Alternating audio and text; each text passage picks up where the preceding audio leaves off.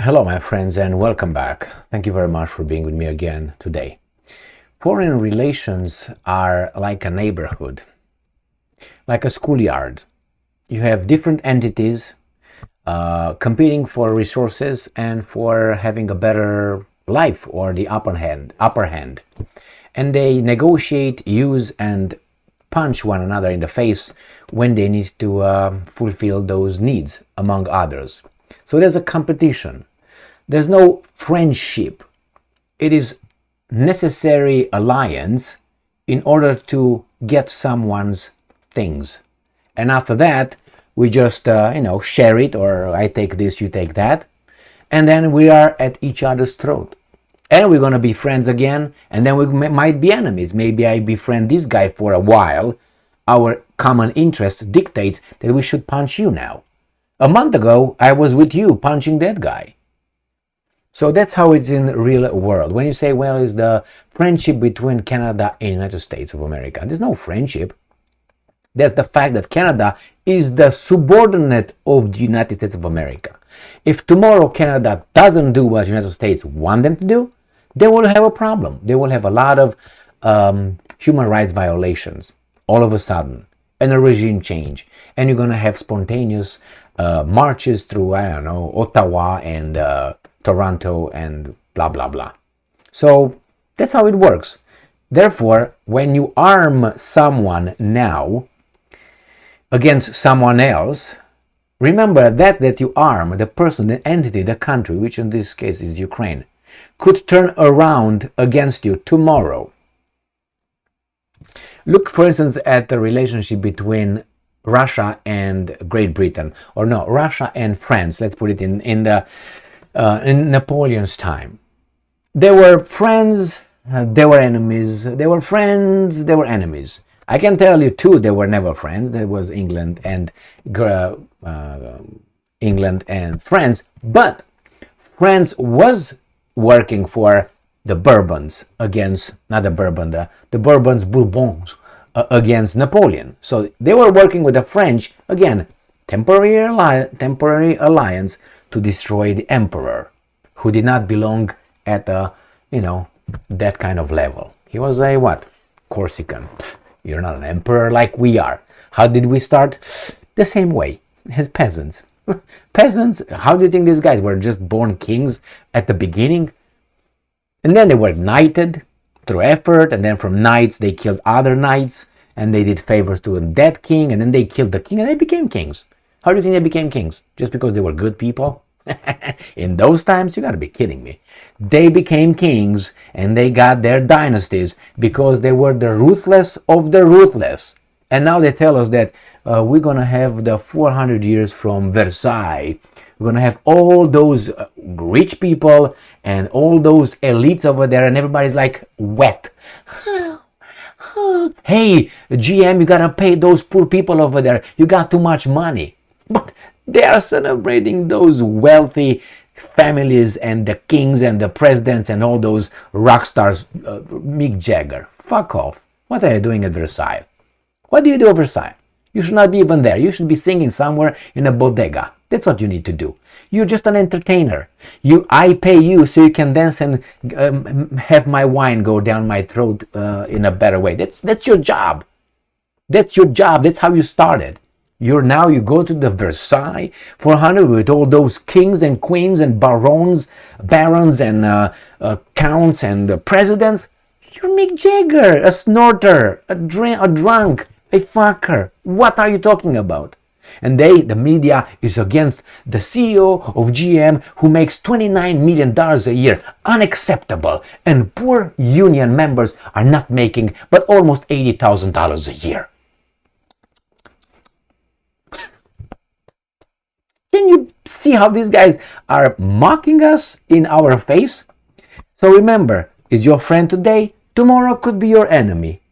Now, let me show you Zelensky. All right, we have this article from Ukrinform. And you have here Zelensky. Several Patriot systems in southern Ukraine can make Russian terror meaningless. Well, I said this, a while ago.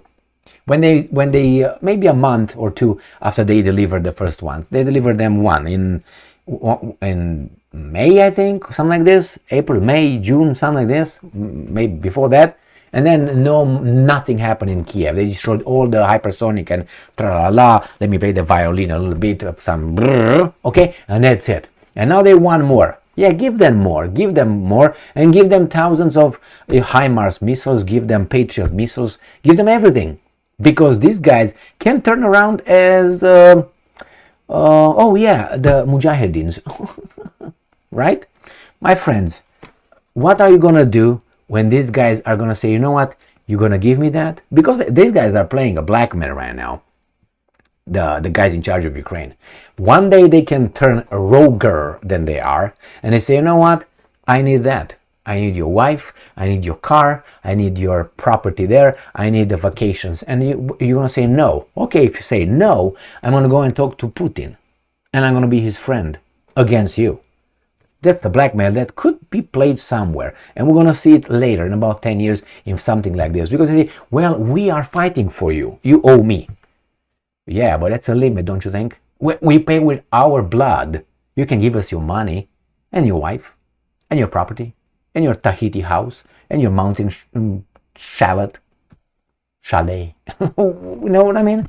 So this is what's going on. Give them weapons, and when you give them too many weapons, if they are really in control of those weapons, which I strongly doubt, I'm 99% certain it is not the Ukrainians operating the HIMARS, are not the Ukrainians operating the Patriot systems. I'm 99%, I don't want to say 100, because that means I have the evidence. I don't have the evidence, but the experience and the knowledge. You're going to see. You're going to see after the war, the Ukrainians probably were not even allowed to look at them. But you see, supposedly they use them. They're not trained. They need more time to be trained on those things, to be experts. Other people operate them. What, are you crazy? So anyway, give them more. Supposedly, they give them more. And then they decide, you know what? Give me this, give me this, give me that. At one point, they have to say no. When they say no, they're going to say, okay, we got everything that we needed. Hey, Putin, we're going to talk to you. And Putin say, okay, let's talk. We're going to give you everything, because actually it's not ours. Zelensky is the Ukrainian, right? So he's not going to give anything from his nation, right? Because his people die against the Russians. That's such a... Did you notice that it's Blinken who makes the determinations here with the foreign policy? Blinken, you know, it's this guy Zelensky make the determination, and other people die. Not he, or you know what I mean. So yeah, pay attention to this guy. And everybody is willing to sacrifice with someone else's blood and someone else's life. None of these guys will say, you know what, I'm gonna go and fight. Give me the rifle right here. Psst, are you crazy? I'm not signing up for this. I'm a clown. I'm a comedian. What are you talking about? Anyway, my friends, give them everything, and I'm waiting. There's a few scenarios that could happen with Ukraine. Either these guys are blackmailing the hand that feeds them, and that's one, or it's going to be a military insurrection in Ukraine, when the military in Ukraine will say, you know what, we're sick of having our nation dying here, and it's done. We're going to exterminate our own people. For what? For your interest. Done. And they take over, and NATO will say, well, and then the war stops, and they will do a truce, and they will negotiate with the Russians outside, and they will go in the sphere of influence of the Russians, unless Putin and about 300 will be gone overnight, and these guys take over, the initiators, the Al Capone takes over, and then that's it. Ukraine could be immediately controlled, and we come on them and take everything we want, and we sort things out. That's another option. Or the Russians simply just conquer the whole shit, and we're not we're not willing to continue supporting, because these guys became too much of a liability for our safety. Therefore, we're going to sacrifice them, as we sacrificed Iraq, as we sacrificed Afghanistan. We use them and then abuse them, pump and dump, boom, and out. In and out, right? Like the neighborhood's bicycle. You use it, everybody use it. The same here. So thank you very much for being with me again today. All those weapons coming to Ukraine will end up in the hands of bad dudes and organized crime. And they will come into Western Europe, not in the United States of America yet, in the Western Europe. Weapons were filmed in the cartels in Mexico. and some of them in Paris in those riots. Protests. Okay, so they are over there. When they're gonna get upset with some decisions, you're gonna see probably, I suspect, I don't know, I think that's gonna happen. You're gonna see some parliament buildings on fire, and banks on fire, and institutions and airplanes. You're gonna see. Am I too crazy? Wait. These guys are crazy. I don't know if you've been around the block a few times, but there are locations in America, and not only in America. If you go over there and you park your car, you can be shot. You definitely be robbed on the spot, unless you have anything with you. But why would you want to expose yourself? There are people like that. Now imagine those people are in the military. Do you think you're going to have the Geneva Convention booklet right here? Wait, let me see if I can rape right here. It says we can't do that. Oh, my bad. Get dressed and put your red dress on and leave. Okay. Can we destroy all these guys? Can you mow the whole village? Let me see. Geneva Convention. They say no. Okay, sorry guys. Go back to your plowing the fields and do what you do best. We can't do it. Jesus Christ, my friends. Movies. Those are movies. There are people, with good people among us. They are. But, when we are in certain circumstances, we can be good as fuck. There are other influences that come from within us that would make us act very differently than we say right now. Hey, let me tell you how things are. Beautiful night. I'm going to drink some wine. We have a good time. No problem. Yeah. When you're in the trenches for, 5 months or so, you change your underwear never, and you take a poop in the field for 6 months, and you just received a letter from your wife or your girlfriend that she leaves you, or your mom dies, or I don't know, you find out that the Russians bombarded your village and they destroyed everything over there, and you're gonna catch a Russian, you're gonna a prisoner. What do you think you're gonna do with that? Oh, sorry, I forgot everything over there. It's only business. I will be very professional. Do you think so? Hey, what's over there? Read a little bit of history. If you didn't do so, please do. Not movies. Movies tell you this and that, but they always end up well. Why? Because that's, if you didn't know, I can't remember how it's, the broadcasters, the whatever, they have certain guidances. Why do you think evil never wins in American movies? Because they can't. They're not allowed. Not allowed by the script writers. They can't make the movie. It's not going to be allowed.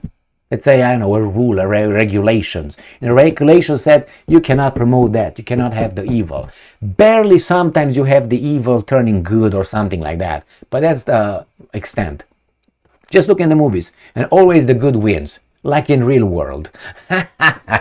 They just make us believe that's the way the world is. Why? So they can have us like sheep. We're all good. And they over there, they steal in the daylight, and they say, hey, that's not stealing right here, it's just borrowing, how should I put it, with no deadline. We're going to return it someday.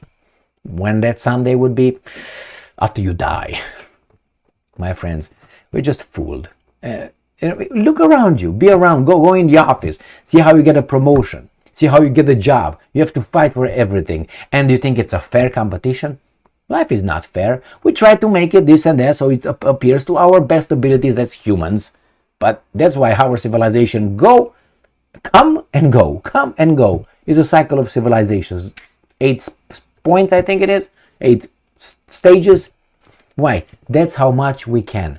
We get to the biggest point, to the apex, and then we become soft. And we become soft, our idiot children that are born soft, we're gonna fuck everything up. Whose fault? Ours, because we allowed the soft idiots to become idiots.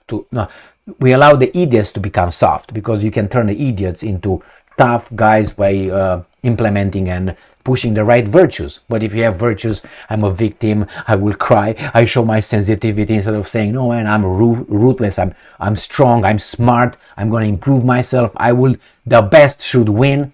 No, here the weak should win. The weak should have the same vote as the strong. What? You have more weak people than strong people. That means they would always be outvoted. And how do you think the laws will be made? In the name of the strong or the name of the weak? Look around you. Look who is in charge of us, supposedly. Is that strong? Are those two guys strong? Just to mention the Kamala and Biden. Are those people strong? No. Why are they over there? Because they are pushed by these guys. But I don't think that's manipulated by those guys over there. Who are strong? Those are strong. And they keep weak people so they can control them. Thank you very much for being with me again today. Stay strong, stay smart, look for the truth, and be just. This might sound harsh and stupid, but I'm guaranteeing you that one day you will get to this point, more or less. And if you don't, that's why we have the cycle of civilization. See you later.